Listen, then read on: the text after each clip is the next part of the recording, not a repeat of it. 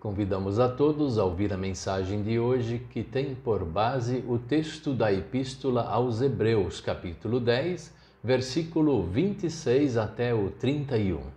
E destacamos o versículo 31, que diz assim: Que coisa terrível é cair nas mãos do Deus vivo!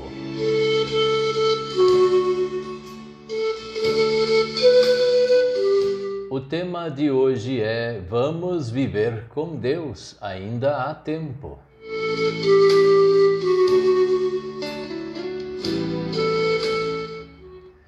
Nós às vezes escutamos uns relatos de pais que têm filhos que são muito atentados.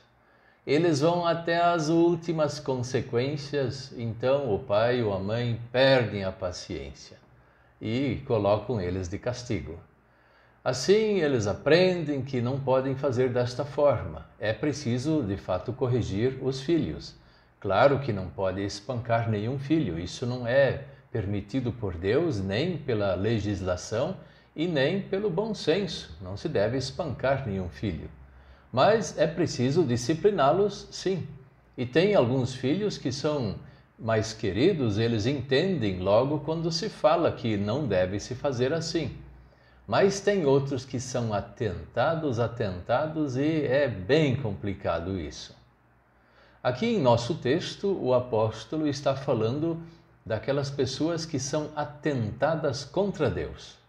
Vão pecando, vão mentindo, vão fazendo coisas erradas. E parece que Deus não está vendo. Será que não está? Está sim. Mas eles vão fazendo e eles não param. Deus tem que enviar sobre eles um castigo forte para ver se eles param. Então, é necessário muitas vezes acontecer um castigo bem pesado para que esses sujeitos parem de pecar contra o Senhor. Na verdade, do outro jeito, não existe um arrependimento e não se deve reclamar sobre os castigos, a admoestação do Senhor, porque quem sabe esse seja o último recurso de Deus, para que aquela pessoa não vá para o inferno. Isso também não quer dizer que todas as doenças, todas as situações desagradáveis, ruins que acontecem sobre as pessoas, isso é um castigo de Deus. Claro que não é. Não é assim que funciona. Mas quando alguém está pecando, ele sabe certinho o castigo que vem de Deus e não adianta enrolar o Senhor. E Deus usa este último recurso para fazer a pessoa voltar atrás e seguir o caminho da paz e do perdão. Mas se isso não adianta, se fazendo todas estas coisas não adianta e aquele sujeito ou sujeita continua no pecado, continua fazendo as mesmas coisas e não para, ninguém freia essa pessoa, então provavelmente ela já pecou contra o Espírito Santo. E ao fazer isso, não tem mais retorno nenhum. Só o inferno vai parar esta pessoa. Isso não é agradável, isso não é bonito de ver. Por isso, nós precisamos olhar rapidamente para os nossos pecados e ver se a nossa conduta está condizente com a fé que nós temos. Se a nossa fé é fraca, certamente vamos fazer coisas horríveis.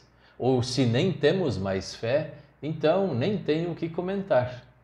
Mas se nós cremos ainda em Deus, vamos sempre nos reconciliar com o nosso próximo, nos reconciliar com Deus, pedir a sua ajuda, pedir a sua companhia, pedir o seu perdão. Na verdade, não tem ninguém que se encaixa na santidade. Não, isso não existe.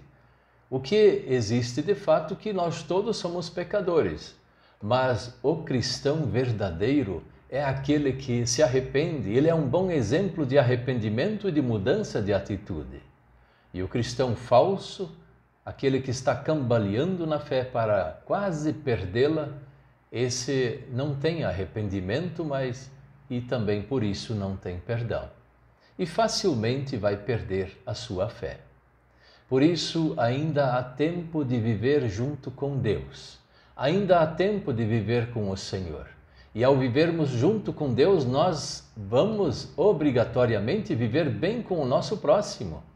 Vamos deixar toda maldade para trás, deixar toda mentira, deixar todo o engano e viver em paz com Deus e em paz com o nosso próximo. Assim, o apóstolo que escreveu esta carta, ele fala assim que coisa horrível é cair na mão do Deus vivo. Quer dizer, Deus está vivo, Ele está sabendo o que está acontecendo. E se nós não conseguimos mudar de ideia, se nós não conseguimos deixar os nossos pecados, será horrível. E este horrível quer dizer condenação eterna. Por isso também, povo de Deus, ainda há tempo do arrependimento e do perdão.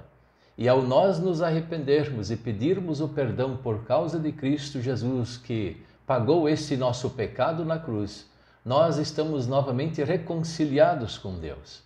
E todo aquele erro, todo aquele pecado que nós praticamos, ele cai no esquecimento de Deus. Deus se esquece desse pecado e ele não é mais lembrado. Por isso nós podemos falar ainda com Deus, ainda temos tempo de falar: Senhor, perdoe o meu pecado, pois estou arrependido. Eu quero modificar a minha vida. Eu quero amar o meu próximo, eu quero estender o perdão àqueles que eu preciso estender o perdão. Esteja comigo, Senhor, e me abençoe. Uma pequena oração dessas pode nos salvar para a vida eterna. Amém.